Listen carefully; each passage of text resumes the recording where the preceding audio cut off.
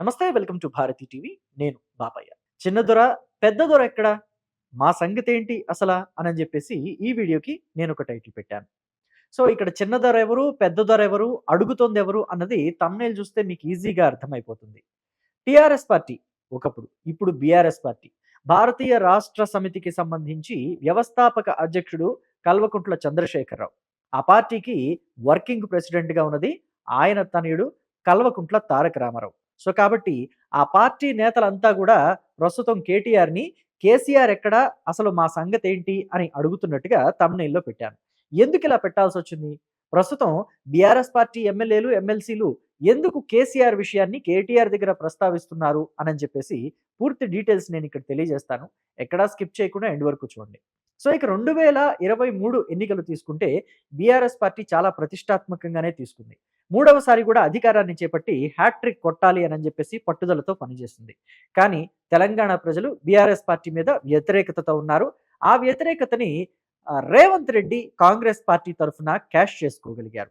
So BRS party ఓటమి పాలైంది. ఓటమి పాలైన వెంటనే అసలు పూర్తిగా ఎన్నికల రిజల్ట్ వచ్చిందా రాలేదా అన్నట్టుగా ఉన్న సమయంలోనే కేసీఆర్ ఇక్కడ అధికారిక నివాసాన్ని, ముఖ్యమంత్రి అధికారిక నివాసాన్ని వదిలిపెట్టేసి ఆయన సొంత నివాసం ఎర్రవల్లిలోని ఫామ్ హౌస్కి వెళ్ళిపోయారు. అప్పుడు వెళ్ళిన కేసీఆర్ చానాళ్ల పాటు బయటకు రాలేదు. ఒకసారి తొంటి ఎముక విరిగితే ఆసుపత్రిలో ట్రీట్మెంట్ తీసుకోవడానికి బయటకు వచ్చారు.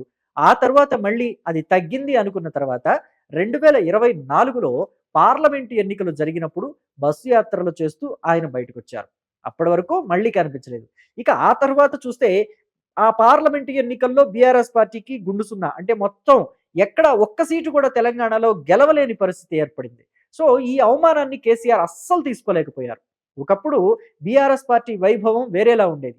ఇంకా చెప్పాలి అంటే ఉద్యమ సమయంలో కూడా ఎక్కడ టీఆర్ఎస్ పార్టీ వాళ్ళు రాజీనామా చేసి బై ఎలక్షన్కి వెళ్ళినా అక్కడ మళ్ళీ గెలిచేది. అలాంటిది ఇక్కడ 2024లో జరిగిన పార్లమెంటు ఎన్నికల్లో 0 సీట్లు రావటం అనేది కేసీఆర్ ఓర్చుకోలేకపోయారు. అసలు తెలంగాణ సమాజానికి ఆయన ముఖం చూపించలేకపోయారు. ఆ తర్వాత నుంచి ఆయన బయటికి రావటం మానేశారు. చాలా కాలం తర్వాత కాళేశ్వరానికి సంబంధించి పీసీ ఘోష్ కమిషన్ ఎదుట ఆయన హాజరయ్యారు. ఆ తర్వాత ఇంకొకసారి చూస్తే ఫోన్ ట్యాపింగ్ విచారణ నిమిత్తం నందినగర్లోని ఆయన సొంత నివాసంలో విచారణని ఎదుర్కొన్నారు. అక్కడికే వచ్చి పోలీసులు విచారించారు. మామూలుగా అయితే ఏదైనా ఒక పోలీస్ స్టేషన్కి వెళ్ళాలి, వాళ్ళు నిర్దేశించిన పోలీస్ స్టేషన్కి వెళ్ళి విచారణను ఎదుర్కోవాలి. అలాగే ఆ విచారణని అలాగే ఎదుర్కొన్నారు హరీష్ రావు, కేటీఆర్, సంతోష్ రావు, కవిత వీళ్ళంతా. కానీ కేసీఆర్కి ఒక ఆప్షన్ ఇచ్చారు. ఎందుకంటే ఏజ్ దాటింది కాబట్టి, 70 పైన ఆయన వయసు ఉంది కాబట్టి ఆయన కోరుకున్న స్థలానికి వీళ్ళొచ్చి విచారించేలాగా ఒక ఆప్షన్ ఇచ్చారు. సో ఆయన ఎర్రవెల్లికి రమ్మంటే ఎర్రవెల్లికి మేము రాము, మీరు నందినగర్లో హైదరాబాద్లో అయితే మేము వస్తాం, నందినగరే కాదు మీరు ఏ ఇల్లు చెప్పినా సరే వస్తామని చెప్పేసి అన్నారు. ఆయన నందినగర్ ఆప్షన్ ఎంచుకున్నారు. అక్కడికి వచ్చి విచారించారు. ఆ తర్వాత మళ్ళీ ఎప్పుడైనా బయటకు వచ్చారంటే రేవంత్ రెడ్డి మీద సవాల్ విసిరారు కదా, ఓ ప్రెస్ మీట్ పెట్టి తాట తీస్తా, నేను అసెంబ్లీకి వస్తున్నా, ఒక్కొక్కళ్ళు అంతు చూస్తా అని చెప్పేసి అన్నారు. ఏమంతు చూస్తారో ఏం తాట తీస్తారో అని చెప్పేసి తెలంగాణ సమాజం అంతా కూడా ఎదురు చూస్తుంది. రేవంత్ రెడ్డిని ఎలా రఫాడిస్తాడో కేసీఆర్ చూడాలి అని చెప్పేసి ఉత్సుకతతో ఎదురు చూస్తుంది. చాలా ఎగ్జైట్మెంట్ తోటి ఉన్నారు. కానీ కేసీఆర్ మాత్రం తుస్సుమనిపించారు. అసెంబ్లీకి వచ్చి పట్టుమని 10 నిమిషాలు ఉండకుండా అలా వచ్చారు. రేవంత్ రెడ్డికి షేక్ హ్యాండ్ ఇచ్చారు. అంటే ఆయనే వచ్చారు. ఈవెన్ వయసులో పెద్దవాడు, అనుభవంలో పెద్దవాడు, ఉద్యమంలో పాల్గొన్న వ్యక్తి కాబట్టి కేసీఆర్కి రేవంత్ రెడ్డి మర్యాద ఇచ్చి ఆయన కూర్చున్న స్థానానికి వెళ్ళి షేక్ హ్యాండ్ ఇచ్చి ఎలా ఉన్నారు అని కుశల క్షేమాలు అడిగి వెళ్ళారు. మొత్తం మీద సభ స్టార్ట్ అయిన ఒక 2 నిమిషాలకో 3 నిమిషాలకో కేసీఆర్ బయటకు వెళ్ళిపోయారు. సో ఏంటి ఈ పరిస్థితి, ఏంటి అసలు కేసీఆర్కి ఏమైంది అని చెప్పేసి ఒక ఆందోళన బీఆర్ఎస్ పార్టీ అభిమానుల్లోనూ అలాగే బీఆర్ఎస్ పార్టీ నాయకుల్లో కూడా మొదలైంది. అంటే బీఆర్ఎస్ పార్టీలో ఉన్నంత మాత్రాన ఎమ్మెల్యేలకి ఎమ్మెల్సీలకి అన్ని విషయాలు, కేసీఆర్ పర్సనల్ విషయాలు అన్నీ తెలిసిపోతాయి అని అనుకోలేము. అసలు కేసీఆర్ బయటకు ఎందుకు రావటం లేదు? రాజకీయ వైరాగ్యమా, ఆరోగ్య సమస్యలా అని చెప్పేసి 2 విషయాలు ఇప్పుడు వైరల్గా మారినాయి. అయితే రాజకీయంగానే అయ్యుండొచ్చేమో, ఆరోగ్యపరంగా అయితే ఆయన చాలా బాగున్నారు కదా అని చెప్పేసి అనేక మార్లు కేటీఆర్, హరీష్ రావు, కవిత కూడా చెప్పారు. కవిత అయితే ఆ మధ్య కేసీఆర్కి హట్టకట్ట ఉన్నారు, ఆయనకి ఆరోగ్యంగా ఎటువంటి సమస్యలు, ఆయన బాగున్నారని చెప్పేసి అన్నారు. అయితే కేటీఆర్ మాత్రం ఒకానొక సందర్భంలో ఏజ్ ఎక్కువ ఉంది కాబట్టి డయాబెటిక్ ప్రాబ్లమ్స్ ఉంటాయి, దానివల్ల ఆయన కొంచెం హెల్త్ కొంచెం డల్గా ఉంది, బట్ ఈవెన్ ఆయన చాలా బాగున్నారు, చాలా హెల్దీగా ఉన్నారు. ఈ ఏజ్‌లో వచ్చే ప్రాబ్లమ్సే తప్ప ఆయనకి ఎటువంటి ప్రాబ్లమ్స్ లేవు. హి ఈజ్ హెల్తీ అని చెప్పేసి ఆయన ఒక స్టేట్మెంట్ ఇచ్చారు. హరీష్ రావు కూడా అంతే. ఎక్కడైనా ఆయనకి ఈ ప్రశ్న ఎదురైనప్పుడు కేసీఆర్ గారు చాలా బాగున్నారు. హి ఈజ్ హెల్తీ అని చెప్పేసి ఆయన కూడా అంటాడు. మొత్తం మీద కేసీఆర్ హెల్త్ పరంగా బాగున్నారని చెప్పేసి ఫ్యామిలీ నుంచి ఒక ధృవీకరణ వచ్చింది. ఫ్యామిలీ నుంచి వచ్చిన ధృవీకరణని మనం ఎక్కడా కాదనకూడదు. అది కాదనలేని అంశం. అయితే మరి ఎందుకని బయటికి రావట్లేదు? రాజకీయంగా ఏమైనా వైరాగ్యానికి ఆయన గురయ్యారా? ఇంతటి స్థాయిలో ఓటమిని ఆయన జీర్ణించుకోలేకపోతున్నారా? కేవలం అసెంబ్లీకి సంబంధించిన ఎన్నికలు, పార్లమెంట్ సంబంధించిన ఎన్నికలే కాకుండా బై ఎలక్షన్‌లు 2 వచ్చినాయి. కంటోన్మెంట్ అలాగే జూబ్లీ హిల్స్ బై ఎలక్షన్స్. ఈ రెండిట్లో కూడా బీఆర్ఎస్ పార్టీ గల్లంతైంది. ఆ తర్వాత చూస్తే గ్రామ పంచాయతీ ఎన్నికల్లో కూడా మాక్సిమం స్థానాల్ని కాంగ్రెస్ పార్టీ కొట్టేసింది. ఆ తర్వాత వచ్చిన కార్పొరేషన్ ఎన్నికల్లో కూడా కాంగ్రెస్ పార్టీయే పై చేయి సాధించింది. పై స్థానంలో కాంగ్రెస్ పార్టీయే ఉంది. వీటన్నిటిని చూసి కేసీఆర్ రాజకీయ వైరాగ్యానికి గురయ్యారేమో, ఇక నాకు ఈ రాజకీయాలు వద్దు, పిల్లలకు వదిలిపెట్టేస్తే వాళ్లే చూసుకుంటారని చెప్పేసి ఏమన్నా ఫీల్ అవుతున్నారా అని చెప్పేసి కొంత వర్గం మాట్లాడుతుంది. కొన్ని వర్గాలు మాట్లాడుతున్నాయి. అయితే ఇంకొక వర్గం ఏమంటుందంటే బీఆర్ఎస్‌కి అభిమాన వర్గాలు ఉంటాయి కదా, ఆ అభిమాన వర్గాలు ఎలా చెప్తున్నాయంటే కేసీఆర్ బయటకు రావట్లేదని మీరు తక్కువ అంచనా వేయొద్దు. కేసీఆర్ లోపల ఉన్నారు అనంటే పులి ఒక వ్యూహాన్ని రచిస్తోంది అని చెప్పేసి మీరు అనుకోవాలి. నెక్స్ట్ ఎలక్షన్ 2028లో జరగబోయే ఎన్నికల్లో బీఆర్ఎస్ పార్టీని అధికారంలోకి తీసుకురావడానికి కేసీఆర్ అన్ని సన్నాహకాలు చేస్తున్నారు. ప్లాన్ మొత్తం గీస్తున్నారు. మొత్తం అంతా పావుల్ని ఎలా కదపాలి అని చెప్పేసి ఆయన వ్యూహ రచన చేస్తున్నారు. కేసీఆర్ వ్యూహ రచన చేశారంటే ఎవరైనా సరే గల్లంతవ్వాల్సిందే. గతంలో చూశాం కదా మనం, చంద్రబాబు లాంటి ఆయన్నే బోల్తా గుట్టించాడని చెప్పేసి బీఆర్ఎస్ కి సంబంధించిన వర్గాలు చెప్తున్నాయి. అయితే కొన్ని వర్గాలు ఏమంటున్నాయంటే అసలు చంద్రబాబుని రిటర్న్ గిఫ్ట్ ఇస్తానని చెప్పేసి కేసీఆర్ అన్నాడు. కానీ చంద్రబాబు ఇచ్చిన రిటర్న్ గిఫ్ట్లు ఇంకా వస్తూనే ఉన్నాయి, తీసుకుంటూనే ఉన్నాడు కేసీఆర్. ఇక ఆయన ఈ కనిపిస్తున్న కనుచూపు మేరల్లో ఈ కనుచూపు మేర కాలంలో ఎక్కడా కూడా రిటర్న్ గిఫ్ట్ లాగే పరిస్థితి అయితే కనిపించడం లేదని చెప్పేసి కొన్ని వర్గాలు చెప్తున్నాయి. ఏది ఏమైనప్పటికీ కూడా కేసీఆర్ ఇంట్లో నుంచి అంటే ఆ ఫామ్ హౌస్ దాటి బయటకు రావటం లేదనేది మాత్రం యాక్సెప్ట్ చేయాల్సిన నిజం. అది 100% కరెక్ట్. ఒకవేళ కేసీఆర్ రాజకీయ వైరాగ్యంతో ఇబ్బంది పడుతూ ఇక నేను ఈ రాజకీయాలు చెయ్యను అని చెప్పేసి ఆయన ఒక వైరాగ్యంలోకి వెళ్ళిపోయాడు అనుకోండి, ఎందుకు వెళ్ళిపోతారని మీకు డౌట్ రావచ్చు. మొన్నటి వరకు చూస్తే బీఆర్ఎస్ పార్టీలోని చాలా మంది అసలు కవితని సపోర్ట్ చేయడానికి కూడా ఇష్టపడలేదు. ఎందుకంటే ఆవిడ లిక్కర్ స్కామ్ కేసులో, ఢిల్లీ లిక్కర్ స్కామ్ కేసులో సిబిఐ అరెస్ట్ చేసింది, ఈడీ కూడా ఆవిడ మీద కేసులు ఫైల్ చేసింది, చాలా జరిగాయి. ఆ టైంలో ఆవిడ్ని సపోర్ట్ చేస్తుంటే బాగుండేది బీఆర్ఎస్. కానీ ఆవిడకి ఎక్కడా కూడా బీఆర్ఎస్ పార్టీ నుంచి సపోర్ట్ రాలేదు. కేసీఆర్ కాదు కదా, కేటీఆర్ కాదు కదా, హరీష్ రావు లాంటి వాళ్ళు కూడా ఆవిడ్ని ఆ స్థాయిలో సపోర్ట్ చేసింది లేదు. కానీ అప్పుడు ఏమైంది, తీరా చూస్తే ఆవిడ కడిగిన ముత్యంలాగా బయటకు వచ్చేసింది. ఆవిడకి క్లీన్ చిట్ ఇచ్చింది అక్కడ కోర్టు. సో ఇప్పుడు ఏం చేస్తారు మరి? కేసీఆర్ తనకు తానుగా స్వయంగా కవితని పార్టీలోంచి బయటికి పంపించేశారు. అంటే కన్న కూతురు మీద వేటు వేయాల్సి వచ్చింది. పార్టీలో కొంతమంది అసమ్మతి గళం వల్ల కవిత మీద వేటు వేయాల్సిన పరిస్థితి కేసీఆర్కి దాపురించింది. మరి కూతుర్ని రాజకీయాల కోసం బయటకు పంపించుకున్నాడు తండ్రి.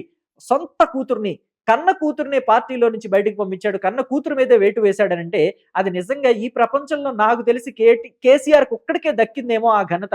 నిజంగా అలాంటి దౌర్భాగ్యపు పరిస్థితి ఈ ప్రపంచంలో ఏ రాజకీయ నాయకుడికి రాలేదేమో అని చెప్పి నాకు అనిపిస్తుంది.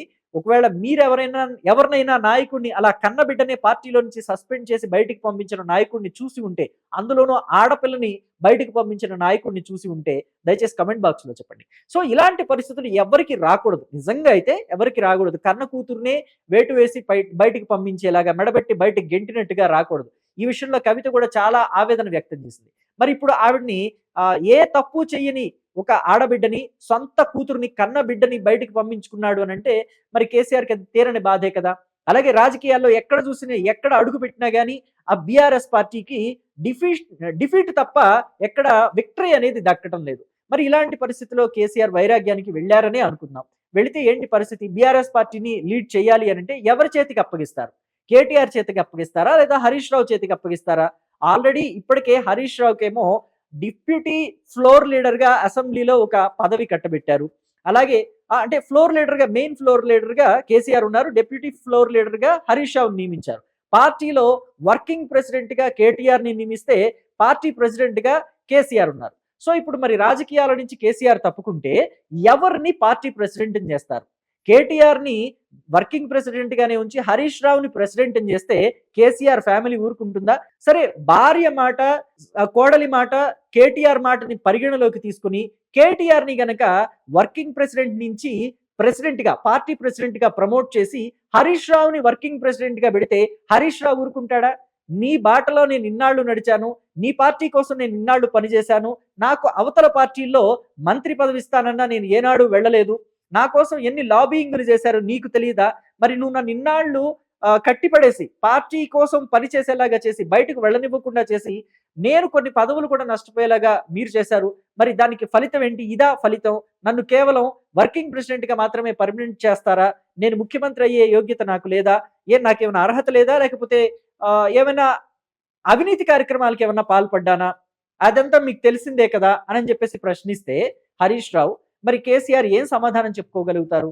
హరీష్ రావు గనక ఒకవేళ పార్టీని కాదని పార్టీని వీడి బయటకు వెళ్ళిపోతే, అంటే బీఆర్ఎస్ వర్కింగ్ ప్రెసిడెంట్ అనే పదవి నాకు అసలు అక్కర్లేదు, అయితే నేను బీఆర్ఎస్ పార్టీ ప్రెసిడెంట్ గా ఉండాలి, లేకపోతే అసలు పార్టీయే నాకు వద్దని ఆయన పార్టీని వదిలేసి బయటకు వెళ్ళిపోతే పరిస్థితి ఏంటి?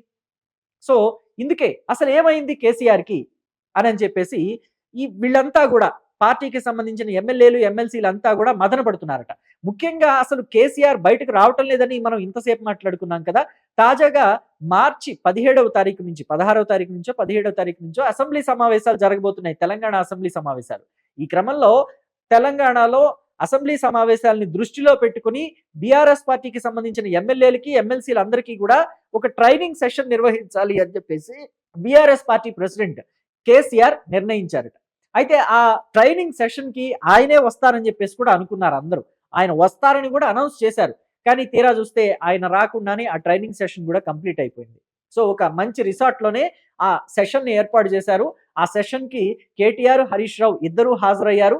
సో హరీష్ రావు, కేటీఆర్ఏ ఆ ట్రైనింగ్ సెషన్ పనులన్నీ చూసుకున్నారు. వాళ్ళిద్దరే ఆ క్లాసులు కూడా తీసుకున్నారు. ఎలా వ్యూహాలని అనుసరించాలి, రాబోయే అసెంబ్లీ సమావేశాల్లో ప్రభుత్వాన్ని ఎలా ఇరకాటంలో పెట్టాలి, అలాగే 6 గ్యారంటీ హామీలు ఉన్నాయి కదా, ఆ హామీల గురించి ప్రభుత్వాన్ని ఎలా నిలదీయాలి, అలాగే ఎమ్మెల్సీలు చూస్తే అటు మండలిలో ప్రభుత్వం చేస్తున్న అప్పుల గురించి, ప్రభుత్వం చేస్తున్న తప్పుల గురించి ఎత్తి చూపాలి. ఇవన్నీ కూడా ఎత్తి చూపడమే కాదు, ప్రభుత్వాన్ని ఇరకాటంలో పెట్టడమే కాదు, ఖచ్చితంగా ఇవన్నీ ప్రజలకి తెలిసేలాగా ప్రజల వద్దకు కూడా చేర్చాలి, ప్రభుత్వాన్ని ప్రజల్లో ఎండగట్టాలి అని చెప్పేసి వాళ్ళందరికీ ఆ ట్రైనింగ్ సెషన్స్ లో క్లాస్ తీసుకున్నట్టుగా తెలుస్తుంది. అయితే మొత్తం మీద ఎంత క్లాస్ తీసుకున్నా, ఏం జరిగినా కానీ అల్టిమేట్ గా వాళ్ళు చూడాలనుకునేది కేసీఆర్ని. ఎందుకంటే ఆ పార్టీకి స్టార్ క్యాంపెయినర్ కేసీఆర్ మాత్రమే. కేసీఆర్ స్థాయిలో మాట్లాడగలిగే నేత ఎవ్వరూ లేరని చెప్పొచ్చు. ఎందుకంటే మనం ఇప్పుడు కాదు, ఉద్యమ సమయాన్ని నుంచి కూడా తీసుకోండి, మీరు ఏ మీటింగ్ చూసినా సరే కేసీఆర్ మాట్లాడుతూనే మధ్యలో చెలోక్తులు విసురుతారు, పిట్ట కథలు చెప్తారు, అలాగే ఉపమానాలు చెప్తారు, అలాగే జరిగిపోయిన విషయాలని ఇప్పుడు జరుగుతున్న విషయాలతోటి అనుసంధానించి మాట్లాడతారు. చాలా చక్కగా రిలేటివ్ గా ఉంటాయి ఆయన మాటలన్నీ కూడా. ఎంత కాదనుకున్నా, ఎంత అవుననుకున్నా ఈ విషయంలో కేసీఆర్ మాత్రం చాలా గ్రేట్ అని చెప్పొచ్చు. ఎందుకంటే తను మీటింగ్ మొదలు పెట్టాడు అని అంటే లేచి వెళ్లే నాయకులు ఉండరు, లేచి వెళ్లే ప్రజలు ఉండరు. అంత అట్రాక్టివ్ గా ఉంటుంది, అంత అటెన్షన్ ని గ్రాప్ చేస్తారు కేసీఆర్. సో మరి అలాంటి కేసీఆర్ బయటకు రాకపోతే బీఆర్ఎస్ కి బలమే ఉంది, బీఆర్ఎస్ కి సత్తు ఎక్కడా? అలాంటి స్టార్ క్యాంపెయినర్, అలాంటి టవరింగ్ పర్సనాలిటీ, బీఆర్ఎస్ కి అయితే ఆయన టవరింగ్ పర్సనాలిటీ, మిగతా కాంగ్రెస్ పార్టీ వాళ్ళు యాక్సెప్ట్ చేయకపోవచ్చు, కానీ బీఆర్ఎస్ పార్టీకి ఆయనే టవరింగ్ పర్సనాలిటీ. మరి అలాంటి టవరింగ్ పర్సనాలిటీ బీఆర్ఎస్ కోసం ఒక స్టార్ క్యాంపెయినర్ లా పనిచేయాల్సిన వ్యక్తి సైలెంట్ గా ఉండిపోతే, ఫామ్ హౌస్ కే పరిమితం అయిపోతే అది బీఆర్ఎస్ పార్టీకి లాభమా, నష్టమా? సో ఏం జరగబోతోంది అసలు? కేసీఆర్ బయటకు వస్తారా భవిష్యత్తు కాలంలో?